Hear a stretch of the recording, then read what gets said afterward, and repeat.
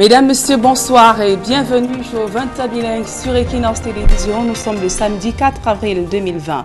Fomi Amsron Sandagu TV. Bonsoir Nadine Yambo. Good evening, ladies and gentlemen. Thanks for joining us in the 8 p.m. bilingual newscast on Equinox television.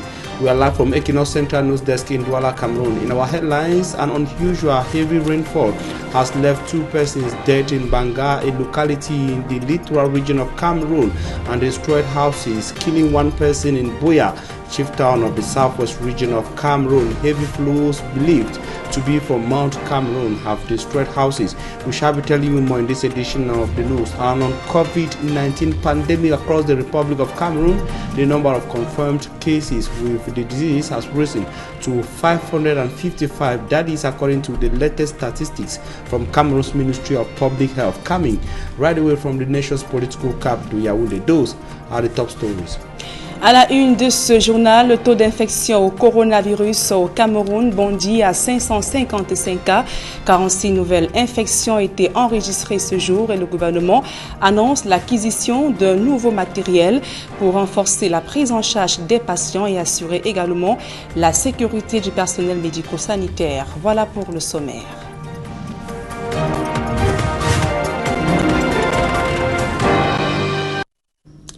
Mesdames, Messieurs, une fois encore, bonsoir et merci d'honorer ce rendez-vous de l'information sur Equinox Télévision.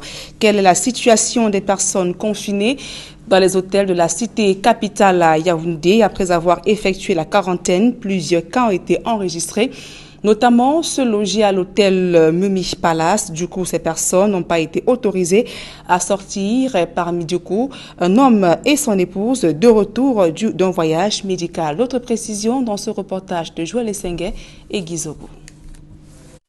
Les confinés du vol du 18. Si les confinés de Douala ont commencé à retrouver la liberté, c'est loin d'être le cas à Yaoundé.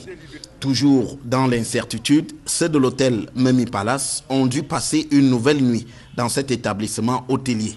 Après des échanges houleux avec les responsables du ministère de la Santé, toujours opposés à leur départ après leur quarantaine, les confinés ont reçu 4 nouveaux résultats de tests qui portent à 7 les testés dans cet hôtel. Mais là s'arrêtent les bonnes nouvelles pour ces confinés. Sans leur avoir remis les résultats des tests effectués suite à la découverte d'un cas positif parmi les 42 confinés du Memi Palace, le ministère de la Santé a opté pour leur relocalisation à Olembe. C'est qu'ils ont refusé tout net. Ce, d'autant qu'un cas préoccupant, celui d'un cancéreux de retour de l'Inde pour une opération chirurgicale est signalé, lequel s'est aussi fait infecter au Covid-19. Je suis parti en Inde au mois de décembre pour un traitement. Et ce traitement, c'était une opération chirurgicale suivie des chimiothérapies. Parce que j'étais gravement malade. Et en Inde, tout a été fait. J'ai passé 3 mois en Inde à l'hôpital avec mon épouse. Nous sommes rentrés le 18 mars. Et quand on est arrivé à l'aéroport, on nous a plutôt conduit à Memi Hôtel. Alors que je devais rentrer à la maison. Or, en quittant l'Inde, il y avait des séances de chimiothérapie pour compléter ce que j'ai fait là-bas. Je n'ai fait aucune séance. On nous a amené plutôt à Memi pour le problème de confinement. Je n'ai toujours aucun problème dans le confinement. C'était tout à fait normal. C'est la politique gouvernementale. J'ai fait le confinement avec mon épouse. Mais voilà qu'en sortant du confinement, on nous dit que nous sommes positifs. Juste parce qu'on nous avait mis dans un groupe où il y avait des gens malades. On a signalé que le 24, qu'il y avait des gens malades et c'est jusqu'au 2 qu'on a extirpé ces gens-là du groupe. Et j'ai été contaminé en ce temps-là avec mon épouse. Toutefois, selon nos dernières informations, l'équipe du ministère de la Santé, revenue dans cet établissement hôtelier cet après-midi, a annoncé aux confinés que tous ceux qui auront côtoyé le déclaré positif le sont également. Sauf qu'à l'heure qu'il est, aucun chiffre n'est rendu public sur le nombre exact de positifs au Covid-19 dans cet hôtel. Et au regard de l'ampleur de la pandémie au Cameroun avec de nouvelles infections, une délégation interministérielle s'est rendue ce jour au stade militaire de Yaoundé et un site de Vorbi et au centre des urgences de Yaoundé. Le ministre d'État, secrétaire général La présidence de la République, le ministre de la Santé publique ainsi que du Commerce ont pris connaissance de l'état d'avancement des travaux sur chacun de ces sites devant donc accueillir d'éventuels malades du coronavirus au Cameroun. Les entreprises prestataires ont été appelées à accélérer les travaux afin de doter le pays des structures fiables capables de permettre une gestion optimale de cette pandémie qui sévit au Cameroun, où 555 cas ont été enregistrés donc au dernier pointage. Il faut préciser donc que 46 nouvelles infections ont été enregistrées ce jour. Et le personnel médical de l'hôpital Marie Hospital de Boya, dans la région du sud-ouest Cameroun, dément les rumeurs sur la mort d'un patient de Covid-19 au sein de cette formation hospitalière. Les responsables ont tenu donc à rassurer les populations prises de panique après l'annonce donc de ce décès. On fait le point dans ce reportage d'Isabelle Carole Zoupet d'Éric Diato. À Mary Hospital à Boya, dans le sud-ouest, les responsables de cette formation sanitaire démentent cette information qui aurait circulé sur les réseaux sociaux, selon laquelle un patient serait décédé de Covid-19 dans cet hôpital. Ils confient tout de même avoir reçu un individu présentant des signes de Covid-19 qu'ils ont par la suite transféré dans une autre formation hospitalière disposant d'un meilleur plateau technique. Nous tenons à dire que cette information qui circule sur les réseaux sociaux de patients décédés de Covid-19 dans notre hôpital, le personnel de santé du Mount Mary Hospital appelle la population à donner des informations exactes à leur sujet lors de la consultation, car le patient en question aurait caché aux médecins qu'il vient de l'étranger. Lorsque vous nous donnez une information sur vous qui n'est pas correcte, vous nous déroutez et on ne fait que perdre du temps.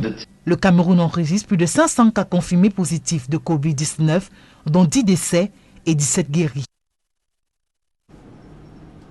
Et le département du Ndonga-Menton, dans la région du Nord-Ouest, n'a pas encore enregistré de personnes testées positives au Covid-19 pour davantage maintenir les populations en alerte avec le nombre de cas sans cesse croissant testés positifs sur l'ensemble du territoire national. L'autorité administrative locale et les élus locaux ont donc initié des campagnes de sensibilisation.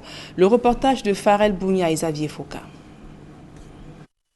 Face au scepticisme de certains citoyens, malgré le nombre sans cesse croissant de personnes testées positives au Covid-19 au Cameroun, l'autorité administrative du département du Ndonga-Menton, dans la région du Nord-Ouest, a initié une campagne de proximité auprès des populations afin de mieux les sensibiliser.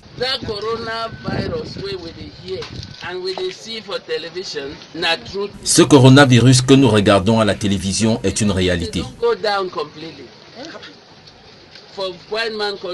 Certains villages ont été décimés chez les Européens.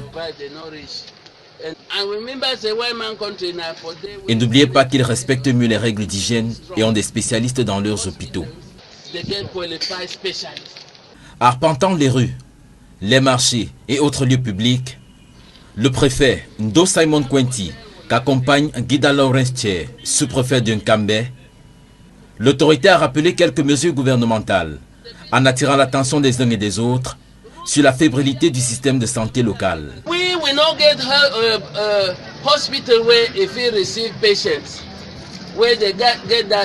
Nous n'avons pas d'hôpitaux pouvant prendre en charge des malades du Covid-19.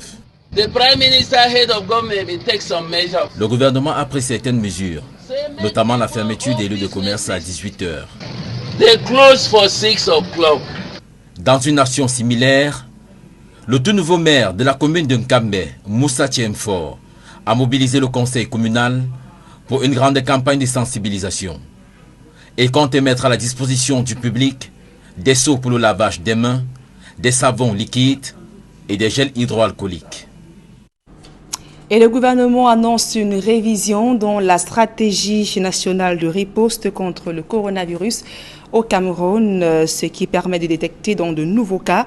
Et à ce jour, il faut préciser que 555 cas confirmés de Covid-19 sont déclarés au Cameroun, soit une augmentation de 46 nouvelles infections. Le rapport a donc été publié ce jour. Ici, le gouvernement annonce l'acquisition de matériel adéquat de riposte qui sera bientôt distribué aux gouverneurs de région. Il regrette cependant le non-respect des populations des mesures mesures barrières, par exemple, les marchés, les buvettes, espaces de jeu et autres lieux publics sont toujours bondés de monde, tandis que les populations hésitent à aborder les cache-nez. Donc, écoutons donc à présent cette déclaration du directeur de la promotion de la santé au ministère de la Santé publique, le docteur Fanny Mahamad, fait le point au micro d'Equinos Télévision. À l'échelle mondiale, le nombre de cas de Covid-19 est en augmentation. Nous devons continuer de collaborer à tous les niveaux pour enrayer la maladie.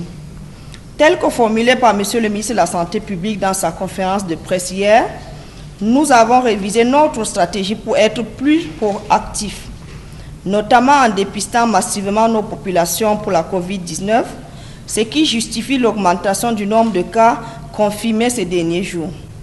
La situation actuelle fait état de 555 cas confirmés, soit 43 nouveaux cas, 17 personnes guéries et autorisées à rejoindre leur domicile. Malheureusement, nous comptons 9 décès.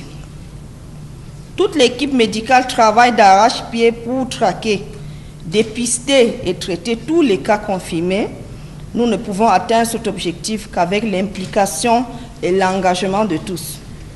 Nous remercions toutefois les personnes à risque qui se sont volontairement faites dépister, ainsi que celles qui continuent de joindre notre centre d'appel via le numéro vert, le 1510, pour rechercher des solutions à leurs préoccupations sur la Covid-10. Cependant, nous observons encore certaines attitudes inquiétantes au sein de la population telles que le non-respect de la distanciation sociale, notamment dans les centres commerciaux, les piscines, les buvettes et les terrains de football. Le non-port du masque dans les lieux publics, la diffusion des rumeurs et des fausses informations. Et au moment où les syndicats de transporteurs du Cameroun s'apprêtent à entrer en grève lundi prochain pour dénoncer les mesures de restriction gouvernementale observées dans le secteur d'activité, les populations de la ville de Limbé, dans la région du Sud-Ouest, s'insurgent contre l'augmentation des prix du transport urbain. D'autres précisions dans ce reportage de Davison Maimon, Julienne Berthe-Bissaï. Dans la ville de Limbé, au sud-ouest Cameroun, le coût du transport urbain est passé du simple au double. Au lieu de 200, les usagers déboursent désormais 400 francs CFA depuis l'entrée en vigueur des mesures gouvernementales visant à limiter la propagation du coronavirus. Les populations supportent tant bien que mal cette augmentation du prix dans les transports. C'est difficile, mais nous n'avons pas de choix. C'est même mieux d'aller à pied et épargner sa vie que de se retrouver dans un taxi, être infecté et mourir. Je ne trouve aucun problème à cette mesure. Mais financièrement, au-delà du transport urbain, la hausse affecte également l'interurbain entre Limbé et les autres villes, à l'instar de Moutenguene, Boya, Tiko et même Douala dans le littoral. Les prix varient de 1 500 à 4 000 francs CFA. Si les mesures anti-Covid-19, comme la limitation des passagers dans les véhicules, sont jugées salutaires à la préservation de la vie des Camerounais, les syndicats de transport appellent le gouvernement à prendre des mesures d'accompagnement, en l'occurrence la limitation des tracasseries policières et surtout la baisse du prix du litre de carburant à la pompe.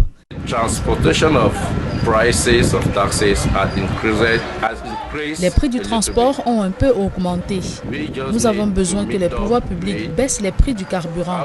S'ils le font, nous allons également réduire les prix.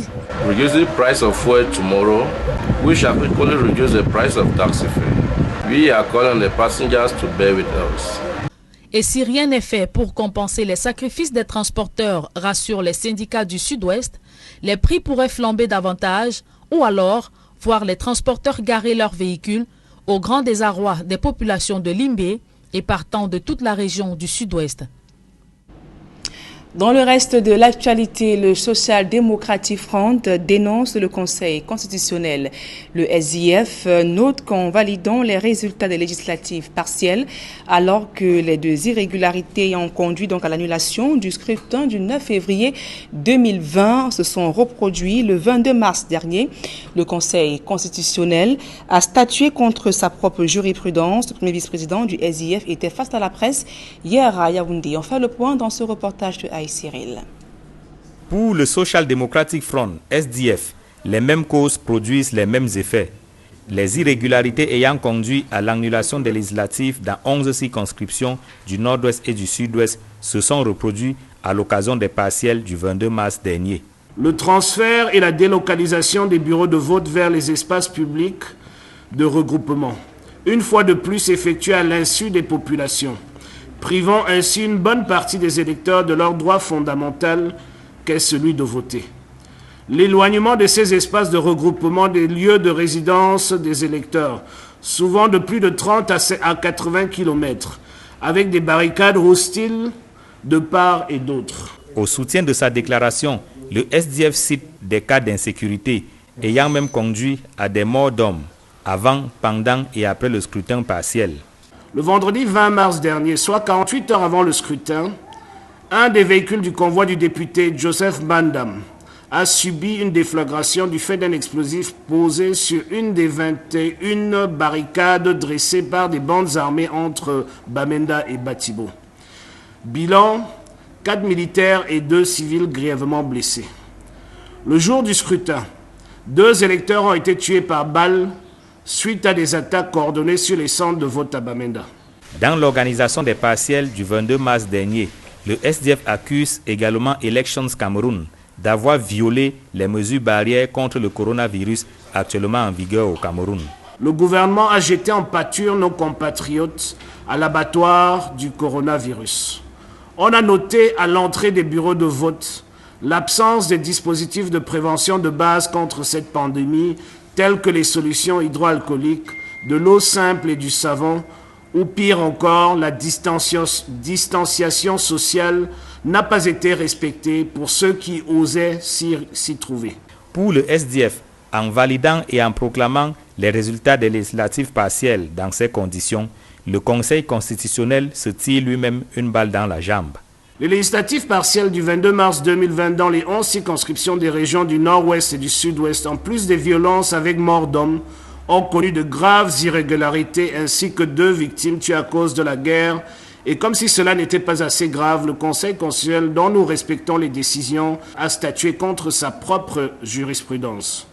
En dénonçant, mais respectant les décisions du Conseil constitutionnel, le Social Democratic Front ne manque pas de noter que le pouvoir de Yaoundé utilise la justice pour assouvir ses ambitions politiques. Fin de cette première partie du journal. La suite, c'est en langue anglaise. Avec vous, Fomi Armstrong-Sanda. Thanks, Nadine Yambo. Thanks, ladies and gentlemen, for joining us in the second segment of news in the English language. We begin with one of our lead stories coming from Buea in the southwest region of Cameroon. Reports say the heavy rains that rocked the town of Buea this early morning has brought down the wall of a building in the Sampit neighborhood of the town of Buea. Samanjikan Gabriel tells us more in the following report. Another ugly day for some inhabitants of Buea, southwest regional capital.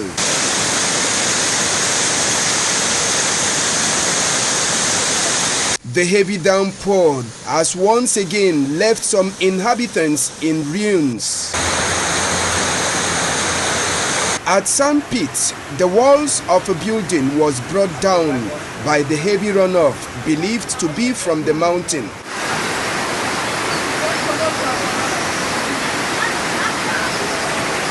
Some inhabitants believe it is the gods of Mount Fako who are angry and they are urging the government to react fast. The gods are angry.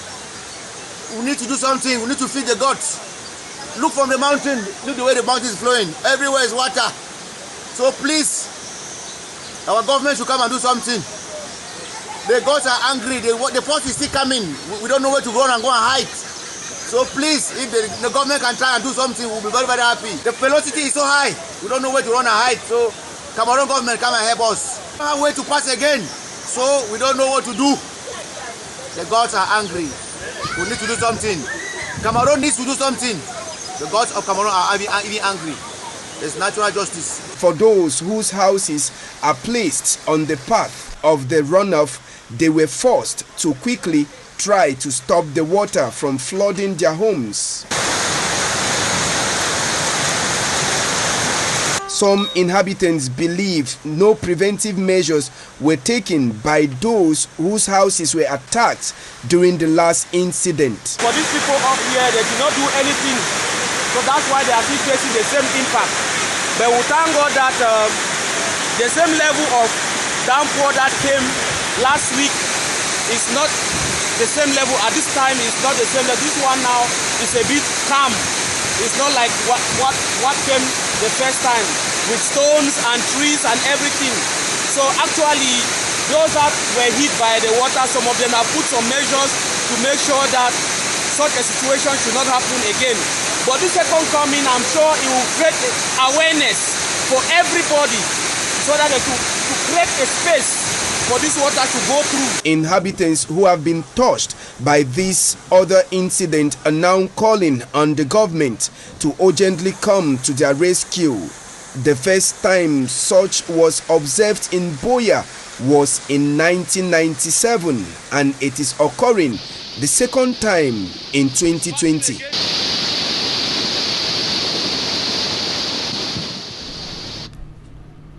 An unconfirmed report says a young man was killed by the heavy downpour at the Boya town neighborhood of the town of Boya.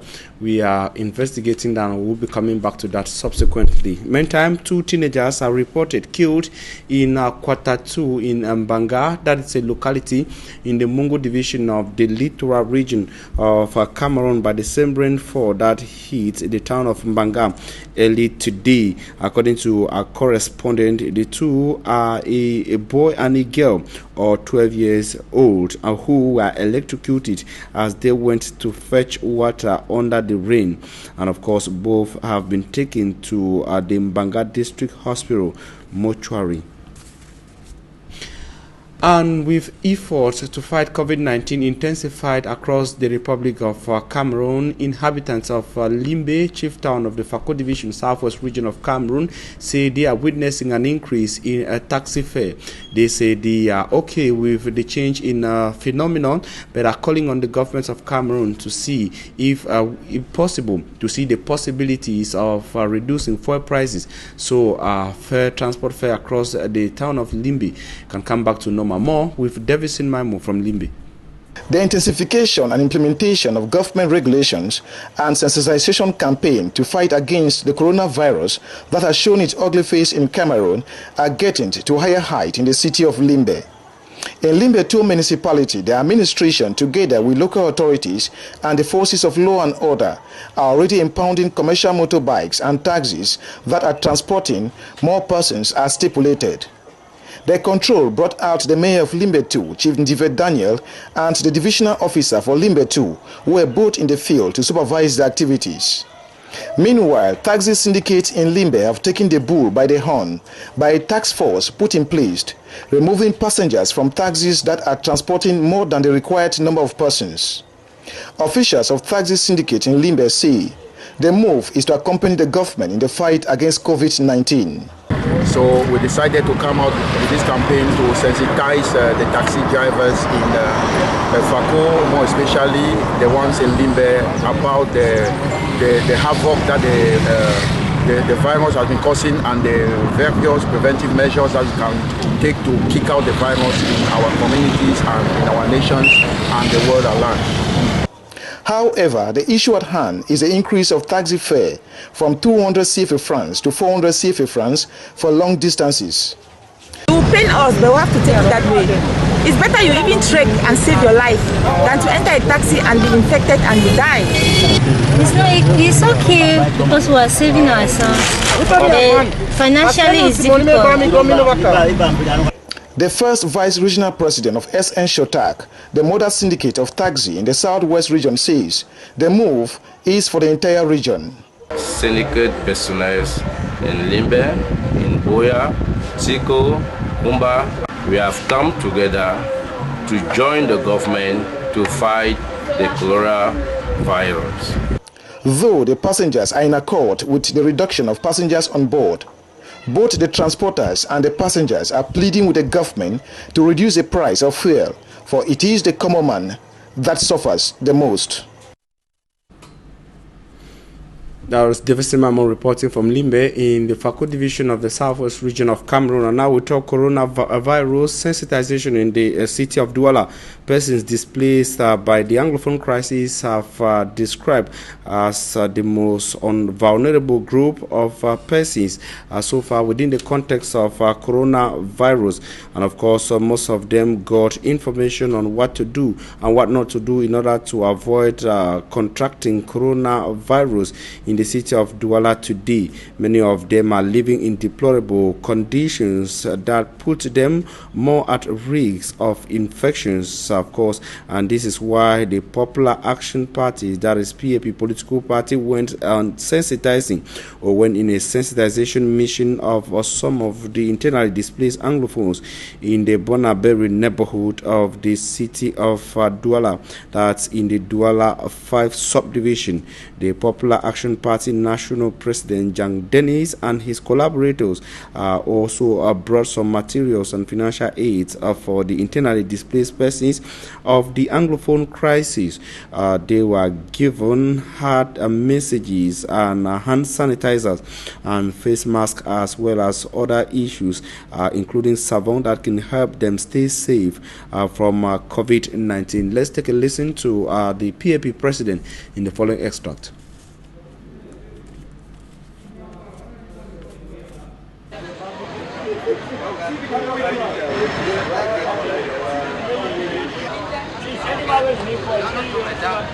Always stand for the flight of the.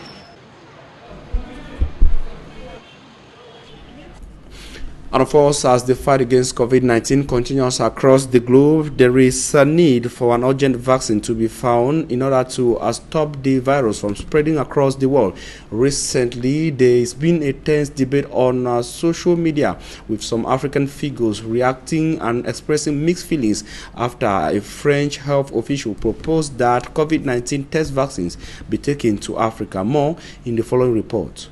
This is the controversial media outing of two French health personnel that is today qualified as a demonstration of racism and gross disrespect for Africans and the African continent. On set on LCE TV in France are Jean-Paul Mirat, head of the reanimation unit of the Goshen Hospital in Paris, France, and Camille Loche, research director at the National Institute of Health and Medical Research, discussing the research for a COVID-19 cure. In a shocking declaration, this French health official suggested that research drugs be tested on Africans. Est-ce qu'on ne devrait pas faire cette étude en Afrique? Why can't we test the vaccines in Africa, where there are no face masks, no treatments, and no reanimations? Just like HIV studies done on lions or on prostitutes, we try things on them because we know that they are highly exposed, they are not protected. You are right, we are considering that in the near future, but that does not stop the vaccines from being tried in Europe and in Australia. A declaration so bitter to swallow for some African figures who saw it as an insult on Africa. Samuel Ito on his Instagram and Facebook page posted a screenshot of the TV program and attached a text which says, "Africa is not a test ground." Kemi Seba, so Africa is to you like a prostitute. You are cheap end for your deadly vaccines. To Claudicia, the declaration of the French medical officer is shocking beyond words. Didier Drogba, most angered by the declaration, said the madness must stop and Africans must not accept that Africa be used as a laboratory. Didier Drogba says he condemns the racist and degrading declarations with every energy. Faced with these reactions from the African figures, his institution came on the defensive through a release in which it said Jean-Paul was misunderstood by many. The release said the BCG vaccines are currently being tried in Europe and in Australia and could be tried in Africa if need be, considering that COVID-19 is a global threat. Scientists are currently testing 2 potential vaccines for COVID-19 in laboratories in Australia. The Australian Science Agency is expected to declare the vaccines fit in latest 3 months. And in Cameroon, 46 new cases of COVID-19 have been confirmed. That is according to the Ministry of Public Health across the Republic of Cameroon in a daily press briefing of COVID-19 in the nation's political capital, Yaoundé. Today, the Ministry of Public Health indicated that the number of confirmed COVID-19 cases in Cameroon have risen to 555 from 509. That is as of yesterday, Friday, the 3rd of April 2020. And of course, the 46 new cases brings to a total of 555. The Ministry of Public Health, speaking for the government of the Republic of Cameroon, indicates that the government regrets the non-respect of measures taken to curb the spread of COVID-19 by some Cameroonians. The government of Cameroon also sees a possibility or envisages a possibility of changing the strategy to combat COVID-19. There is equally a massive plan to put in place some centers in the nation's political capital and the nation's economic capital. That is places where beds will be taken so persons confirmed of COVID-19 could be quarantined safely. Ladies and gentlemen, that brings us to the end of this edition of the Bilingual Newscast on Equinox Television. We thank you for your very kind attention. Nadine Yambo, have a nice evening. Merci, Fomi Armstrong Sanda, fin de ce journal, mesdames et messieurs. Merci pour votre aimable attention et bon week-end à tous et à toutes. Et merci de rester en compagnie de nos programmes qui se poursuivent.